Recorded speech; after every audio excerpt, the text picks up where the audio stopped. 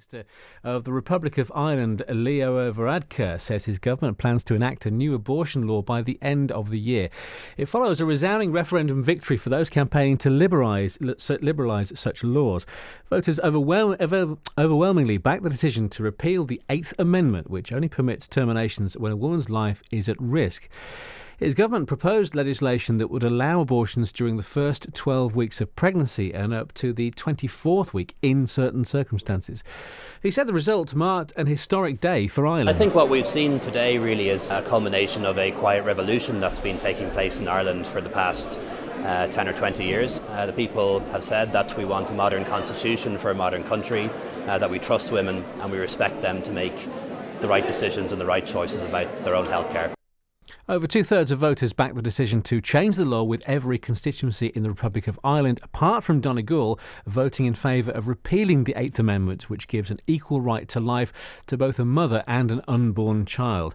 Thousands of women travel from the Republic of Ireland to the UK every year to have terminations.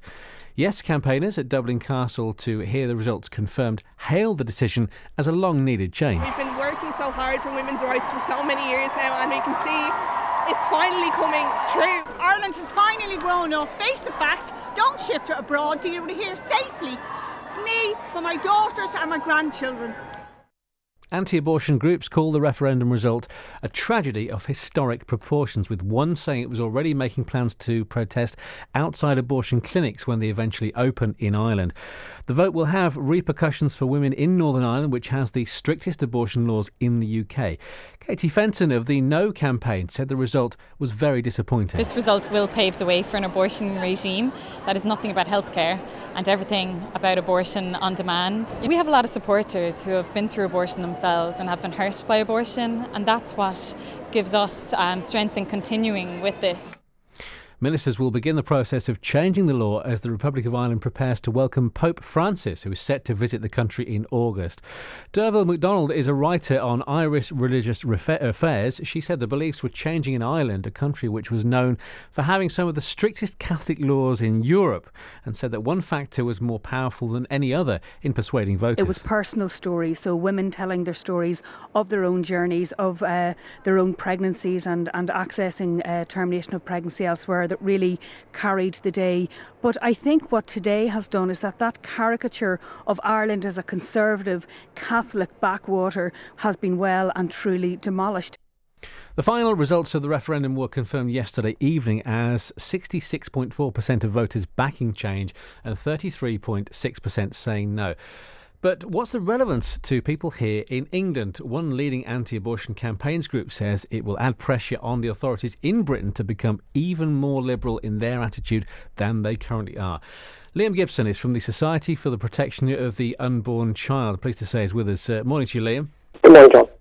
Liam, this subject it's almost without equal for the moral and emotional faces of it.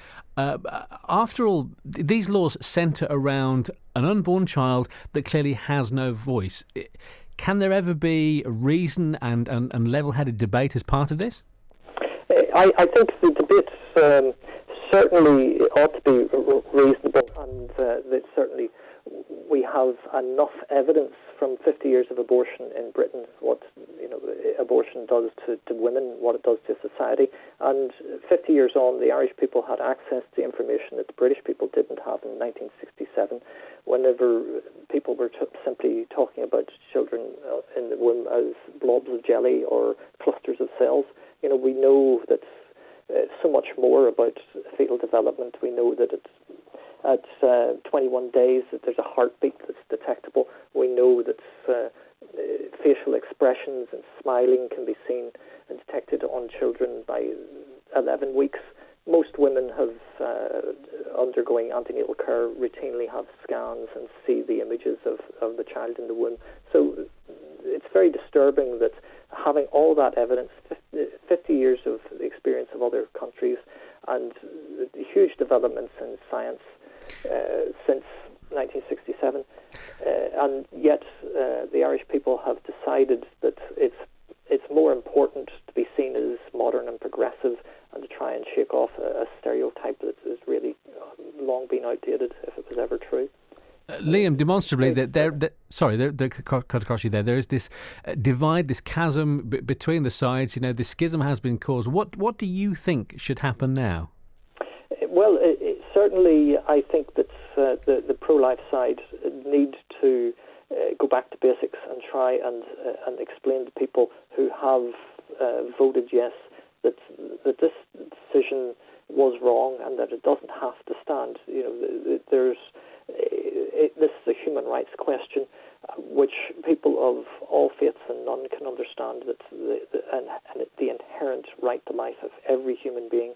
And whenever you decide that some human beings are of less value and deserve less protection, that actually reflects on the whole of society.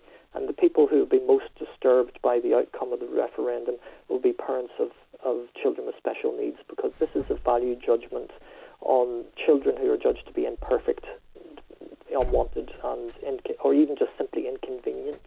It will have a huge impact on Irish society. Liam, we have less. Much more like Britain's. We have less than a minute, unfortunately, on this. If you look at this result, if you call it liberalism, liberalism equates to progress, surely. This is, Ireland is about to implement a eugenic abortion policy, which at the Nuremberg trials was called a crime against humanity. This is going back to abortion was prohibited going back all the way 5 centuries before the birth of Christ, whenever the Hippocratic Oath prevented doctors from carrying out abortions. So this is something fundamental, and it is not progress. This is very regressive. It's been in the same way as the abolitionists of slavery lost. Liam, I'm afraid we have to end it there, but thank you for your time and setting out your position. That's Liam Gibson, the Society of the Protection of the Unborn Child.